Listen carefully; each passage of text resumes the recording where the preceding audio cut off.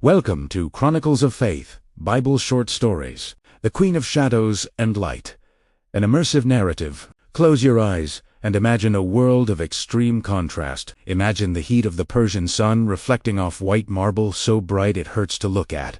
This is Susa, the heart of an empire that stretched from the borders of India all the way to the Nile in Egypt. King Xerxes didn't just rule. He owned everything his eyes touched. He was a man who lived in a literal fortress of luxury. The curtains were made of fine white and blue linen, fastened with silver rings to marble pillars. The floor was a mosaic of porphyry, marble, and mother of pearl.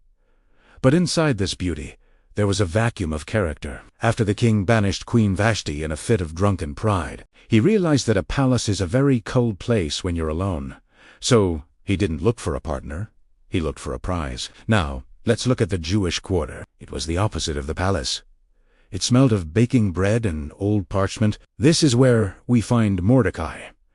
He wasn't just Esther's cousin, he was her anchor. When the king's guards came knocking, Mordecai knew the world was about to change. He whispered to Esther, "The stars are beautiful because they shine in the dark. Keep your light, but keep your name hidden. You are Hadassah to me, but to the world, you must be a mystery." Esther entered the harem, the house of women.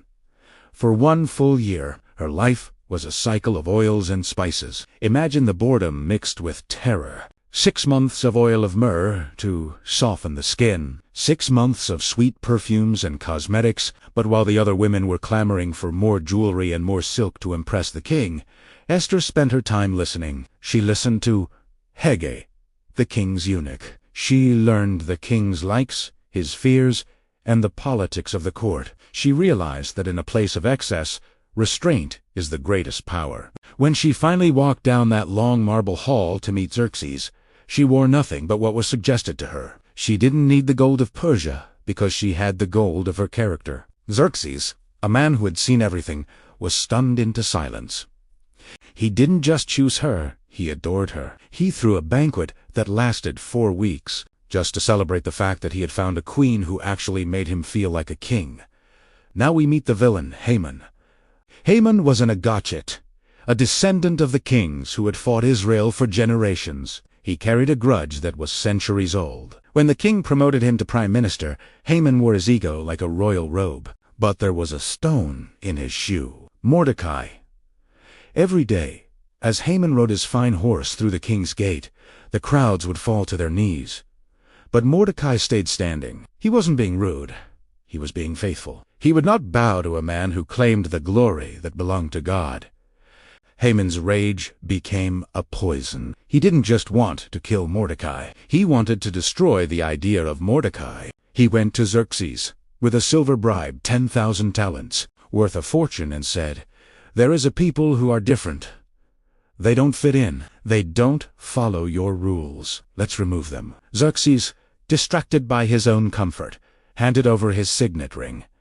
The decree was written. The runners went out on horseback to every corner of the world. The date was set. The Jews were given a death sentence, signed in royal wax. This is the darkest part of the story. The city of Susa was in an uproar. Mordecai sat in the dust, covered in ashes, crying out with a loud and bitter cry. Esther, safe in her ivory tower, heard about it and was deeply distressed. But she didn't get it yet. She thought it was just a local problem. She sent him clothes to make him presentable. Mordecai sent the clothes back. He sent her a copy of the decree. He told her, "Do not think that your crown will protect you. If you stay silent, you will die with the rest of us. But perhaps you were born for this exact moment." Esther went into her inner chamber. She looked at her luxury, her safety, and her life. And she chose to fast. For 3 days, she ate nothing. She prayed until her voice was a whisper. On the 3rd day, she put on her royal robes. She walked toward the king's inner court. Every step she took was a step toward a potential execution. She stood in the doorway. Xerxes looked up. His eyes met hers. The air in the room seemed to vanish. Then, slowly, he reached out and touched her with the gold scepter. "What is your request, Queen Esther?" Esther invited them to a feast. She was a master of timing. She knew that to defeat a man like Haman, she needed the king to see Haman's true colors. The night before the final banquet, the king couldn't sleep. He had the scrolls of history read to him and realized Mordecai had never been rewarded for saving his life. He called Haman in. "Haman, what should I do for a man I want to honor?" Haman, thinking it was for him, described a royal parade. The king's response was the ultimate irony. "Wonderful. Go do that for Mordecai the Jew." Haman had to lead his enemy through the city, his pride crumbling with every step.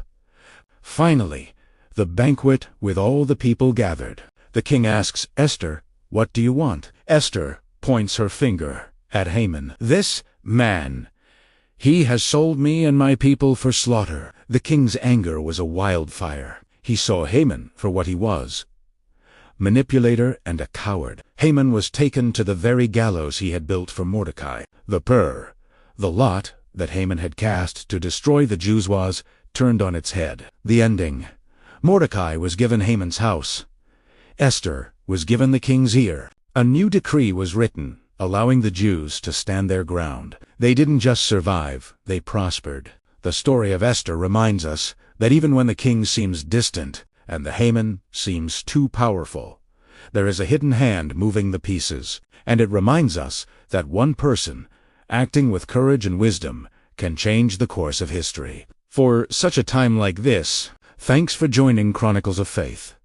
For more inspirational stories like this, please like and subscribe.